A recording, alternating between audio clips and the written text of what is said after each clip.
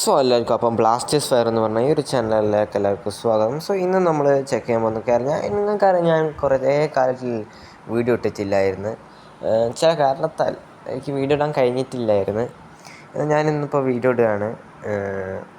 നിങ്ങളെ റീച്ചൊക്കെ എത്ര പോയി എനിക്കറിയില്ല, അതാണ് പറഞ്ഞത്. ഞാനിപ്പോൾ വീഡിയോ ഇട്ടിട്ട് ഏറെക്കുറെ 2 മാസം കഴിഞ്ഞിട്ടുണ്ട്. സോ കുറേ അപ്ഡേറ്റുകൾ പെൻഡിങ് ആണ്. കുറേ അപ്ഡേറ്റുകൾ അപ്ഡേറ്റ് ചെയ്തിട്ടില്ല. ഇനി അങ്ങോട്ട് കണ്ടിന്യൂ ആയിട്ട് അപ്ഡേറ്റ് ചെയ്യാമെന്നാണ് ഞാൻ നോക്കുന്നത്.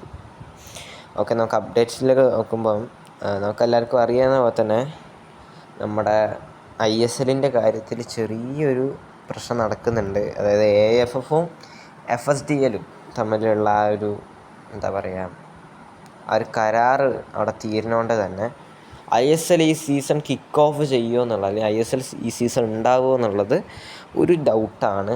കാരണം അത് അപ്ഡേറ്റ് ചെയ്തില്ലെങ്കിൽ ഇത്തവണ ISL നമുക്ക് കാണാൻ പറ്റില്ല. നമ്മുടെ TV-യിൽ ISL നിർത്തും എന്നുള്ളതാണ്.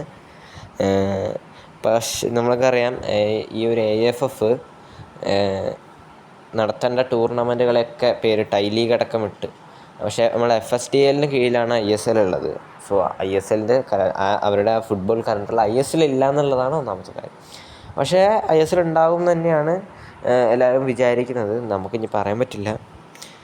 പിന്നൊരു അപ്ഡേറ്റ് എന്താ വെച്ചാൽ, നമ്മുടെ സെർജിയോ കാസ്റ്റലിനെ ഞാനടക്കം വീട്ടിട്ട് എന്ന് സെർജിയോ കാസ്റ്റൽ ഉറപ്പായും കേരള ബ്ലാസ്റ്റേഴ്സിലേക്ക് തന്നെ എന്നുള്ള ഒരു വീഡിയോ ഇട്ടിരുന്നു.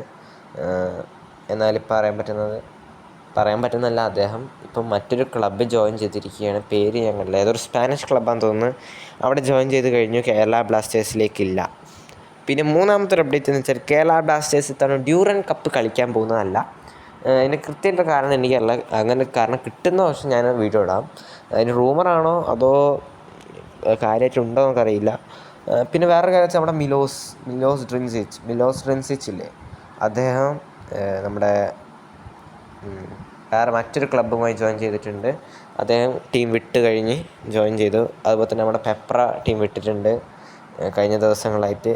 പിന്നെ എനിക്കൊരു സന്തോഷമായി തോന്നിയ വേറൊരു കാര്യം എന്താ വെച്ചാൽ, നമ്മുടെ ഡയസണ്ണൻ Pereyra Diaz, Argentinian striker of Bengaluru FC ആയിരുന്നു. പക്ഷേ ഇപ്പം മുംബൈ സിറ്റിയിലെത്തിയ, ഇപ്പോൾ കേരള ബ്ലാസ്റ്റേഴ്സിന് മുംബൈ സിറ്റിയിലേക്ക് പോയി അവിടെ 2 കൊല്ലം കളിച്ച് ബാംഗ്ലൂരിൽ പോയി ഇപ്പം വീണ്ടും മുംബൈയിലേക്ക് എത്തിയിരിക്കുകയാണ്. എൻ്റെ മനസ്സിന് ചെക്കൻ്റെ പ്രൈം തുടങ്ങും എന്ന് തന്നെ പറയാം.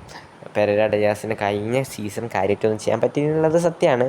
പക്ഷേ പെരേര ഡയാസ് ഉണ്ടാക്കുന്ന ഒരു ഇമ്പാക്റ്റ് അത് നിങ്ങൾ അടുത്ത സീസൺ ഞങ്ങളോട് പറയും. പെരേര ഡയാസ് അടുത്ത സീസൺ കത്തും. ISLൻ്റെ ഉറപ്പായാലും പെരേര ഡയാസ് കത്തും. കേരള ബ്ലാസ്റ്റേഴ്സ് എടുത്ത് വലിച്ചെറിഞ്ഞ പ്ലെയർ ആയിരുന്നു. എന്നാലും ഇപ്പം അത് കിണ്ണം കളിയാൻ എനിക്ക് ഭയങ്കര ഇഷ്ടമുള്ളൊരു പ്ലെയറാണ് എന്ന് പറയാം. അപ്പം ഇത്രയേ ഉള്ളൂ ഗൈസ് വീഡിയോ. എല്ലാവർക്കും ബൈ. നമുക്ക് അടുത്ത വീഡിയോയിൽ കാണാം.